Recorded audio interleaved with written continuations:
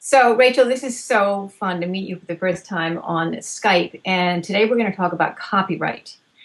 And the big basic question I have is, what is copyright and why is it important for an ebook author to think about? Because as a non-lawyer myself, I kind of think, oh, I just don't really want to deal with that. And maybe if I just have the words down on the page, even if it's a digital page, aren't they my words? And I mean, that's about as far as I go with it. Yes. So where should an ebook author start in terms of thinking about copyright and why it's important? Yes. Well, so copyright is a way for you to register your, creative written work with the U.S. government, essentially. And there are benefits to doing that. It is true that when you write a book, you do have copyright protection in that book, essentially the moment that you write it, right? But what is that worth? Does that really protect it in the world, just the fact that you wrote it? That's not really going to prevent people who want to infringe on your work and use it for some other means and try to make money off of your words without paying you for it. It's not going to deter them. So the whole point of copyright protection is to deter, would-be infringers. And it happens more often than you think. So, oh, sorry, go ahead. Well, I was going to say, we were talking earlier a little bit more about how, this is not just an ebook. I mean, think of it as a product. And when you launch a new product, what do you do and what safeguards you put around that? So talk about an ebook kind of in that context. Yes. So an ebook is, you should treat it like a new product in your business. So, if you were going to create, let's say, a new piece of technology or, another information product like a class or something like that, a digital downloadable product, how would you treat it so that no one else steals it, so that no one else takes the name, takes the concept of it and becomes a competitor or gets it to market before you can? So that's the way that you want to think about it. You want to treat it like an asset of your business that is going to make you money, and so therefore you want to protect it. And to be honest, protecting it is so easy. It's like, it's ridiculous not to do it. It's not expensive. It's not hard. It's just that, people don't understand it, and so they just sort of reject the whole idea of it and say, well, I'm just going to, take my risks and see what happens. But you'd be surprised. It does happen. And when it happens, when I talk to business owners and entrepreneurs who've had their intellectual property stolen, especially stolen by someone who's bigger and more well-funded than they are, it's Right. scary and it's heartbreaking because you put so much work into it. So tell us, sort of simplifying for our non-legal brains here, tell us the steps. I mean, for example, you have your book title and you have the content of your book. So what should an ebook author do? Okay, so when you're writing your book, put a copyright notice on the manuscript, even if it's in progress. Just make sure, on the first page or even on every page in the footer, put a copyright notice on it. And the It's just like literally the little symbol. yes, the little C symbol with the date that you are sort of working on it. And you can put, usually what you put if it's unpublished yet is unpublished, let's say 2012, and then your name or the name of your business, whoever is going to sort of own the copyright. Okay. So that's the copyright notice that you put on there. And the purpose for that is that if these manuscripts somehow falls into the wrong hands, maybe you have it on email and your email gets hacked, or you have it somewhere online and someone gets access to it, they can't claim that they didn't know it was, a copywritten work. So it's a way to show that it's protected and that you are claiming the copyright to it. So it prevents people from stealing it and then saying, hey, I didn't know, there was no copyright notice. What about the title? I think like a lot of people, I often say to a new author, "Oh, that's a great title. Go register the URL." Sort of thinking somehow in the back of my mind, well, that kind of claims the title. But tell me that I'm wrong. That's not right, is it? No, it's not right.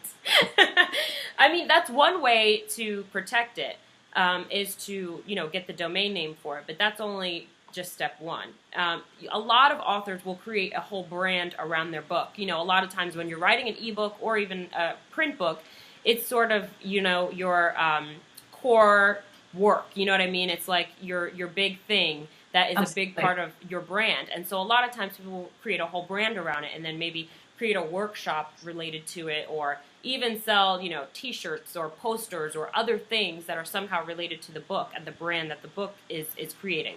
And so one of the things you can do to protect that brand, if it's the same as the title of the book, is to trademark it.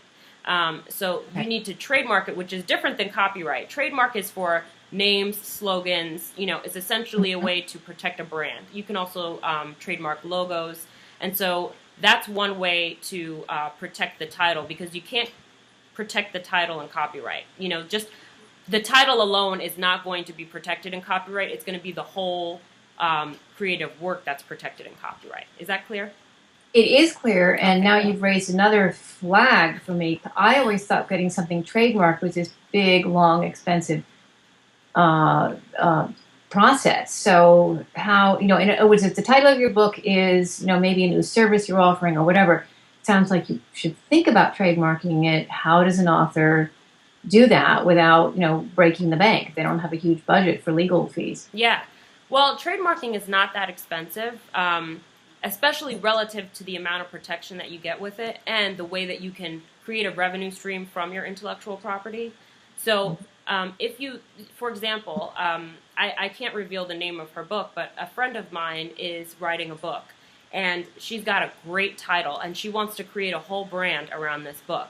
Now, if someone else finds out about that book and decides to create a competing business with the name of it and trademarks it before she does, she's going to be limited in the way that she can actually use the name of that book. So that's why it's so important. The other thing is, with creating a brand around it, you can, if you create courses and other things like that, you can always license that material to other businesses who want to use your work to maybe teach their audience. And there's so many different contexts in which you can license your intellectual property. So there's a great quote, I can't remember who said it, but they said that intellectual property is the oil of the 21st century. And that is so correct. It's like, panning for gold or striking oil. That's what intellectual property is for our generation. So when you are creating creative works, it is so important to protect it because you're making money from it. So, and trademarking, actually, the fees with the USPTO's office are around $300. And, what you pay an attorney is probably around $1,000, $1,500. So it's not super cheap, but the investment, you'll see returns on it, definitely. So how would you, so you should just find a lawyer, could be any, really, and as long as I know about trademark law, and just say, could you please file for, is that the right phrase, Right. file for trademark for me for this title or this tagline or... Yes. And so that's one of the things, too. If you're planning to create a brand around your book, then you want to research the title. And first of all, make sure that your title isn't infringing on someone else's trademark. And then, so the first step is to do some trademark research and to have, either you can start it yourself by just doing Google searches. You can also use the test search system on the USPTO's website, so you can search all the current registered trademarks and see if anyone is using anything similar to the title that you want to use. And if there isn't, then, that gives you some comfort. You do want to go a little bit further than that, and that's what we do. In my office, obviously, we go really deep with the trademark research to make sure that you have a name that's actually, first of all, trademarkable, so that you can actually protect it, and that's not infringing on someone else's trademark. And then you go through the process of actually registering the trademark. If you have the help of an attorney, it's super simple, and it's pretty straightforward. If you try to do it yourself, there are people who do it themselves, and I have seen people do it themselves successfully. The problem is that most of them don't. So most of them eventually abandon the application because they can't get past the next steps. The initial application looks pretty straightforward, so people will file it not realizing that they're really sort of screwing it up or messing up certain things. So trademark is not something I recommend you do without an attorney. No, I would agree, and I advise my beta authors and the other, up-and-coming authors that Voxy Media works with, if there's certain things, just don't, that's not your core competency. Don't do them yourself. Don't do your ebook formatting. Don't design your cover. Exactly. Because it's so important. So let's go back to copyright. There's thinking about copyright during the writing of the book, and then talk about this. The next step is after you publish your book or while you're publishing it. How do you do this? How do you get copyright other than putting the C symbol? Right. What do So you have to what take? so what you're going to do is there is a copyright application on the U.S. Copyright Office's website, and so you can go there and actually fill out the application, provide them a copy of your work, and register your copyright that way. I think the application fee is like $60. Um, I think it's something that more than trademark is something you could probably do yourself and do it successfully. Some people run into issues or just they're like terrified by the idea, and so they want the help of an attorney. That is going to be a lot less expensive than registering a trademark. So the copyright process probably, if it cost you $500, that would be a lot. It'd probably be less than that, even working with an attorney, because it's a fairly straightforward process. But the thing is, there are some little things that you should probably know about it. It can get complicated. So I think you can take a look at it. If you do the research and sort of take the time to really learn the process, then you can do it on your own. If you just don't want to deal with it, hire an attorney and just outsource it. And the other thing too, I just wanted to mention too that if you're going to have artwork as part of your book, the title or worked into the text, in the formatting and everything, then then you should copyright the formatted transcript, because then that protects all the artwork as well. But you've got to make sure that you actually own the artwork. Oh, whoa! Yes. All right. So when you're working, so when you're working with a designer, if you hire a designer to, let's say, do the title or do some of the formatting and add some artwork to the actual text of the book, you're going to, in that agreement with them, you should make it clear, and you should have a written agreement that you own all the intellectual property that results from that engagement. I think this is going to be the first of several conversations that we're going to need to have about ebooks and legal concerns, because my head is swimming already. But this is so helpful, and we will provide all the links of things you've mentioned. Will be under the video, so you can look there. Let's see. Anything else? Maybe a final closing thought is sort of this introduction to copyright and ebooks.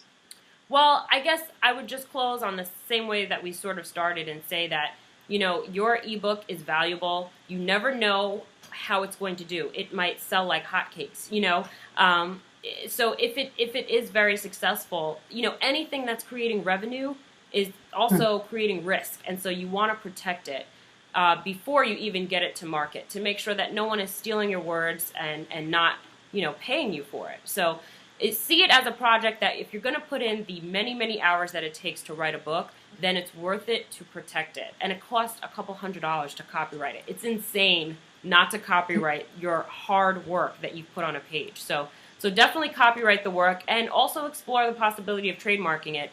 These are all ways that you're investing in the work, because you want to see a greater return from it. So when you invest in, the legal aspects of protecting your work, you'll see a better return. And this, again, is part of the challenge, if you will, or what's cool about self-publishing, and that you can pull together all these pieces yourself. Because I have a feeling that if you have a New York publisher publishing your book, they take care of the copyright piece. And I had never, when I published a book that way, I had never thought about that. But again, this is very possible to do, just like it's possible to hire your own cover designer, your own book designer, your ebook formatter, and something that we need to add to the equation, because it just makes so much sense. Exactly. You're becoming your own publisher, so you've got to protect, the same way that these big publishing houses, trust me, they don't put anything in print without copywriting it first. So that is something that you definitely want to do. Just these are best practices, And then also, one last thing to add, make sure that you read the terms on Amazon if you're going to publish it on Amazon, or if you're going to use some other self-publishing company. Make sure that you read the terms that you have with them, because you want to make sure that you always own the copyright to your work. You don't want anyone else to have certain types of rights to your intellectual property without paying you. If anyone wants to use your work in any way and you want to allow that, that's fine, but they need to pay you for it. I like it. I love it. I think to be continued. Rachel, thank you so much. That was fantastic. Thank you.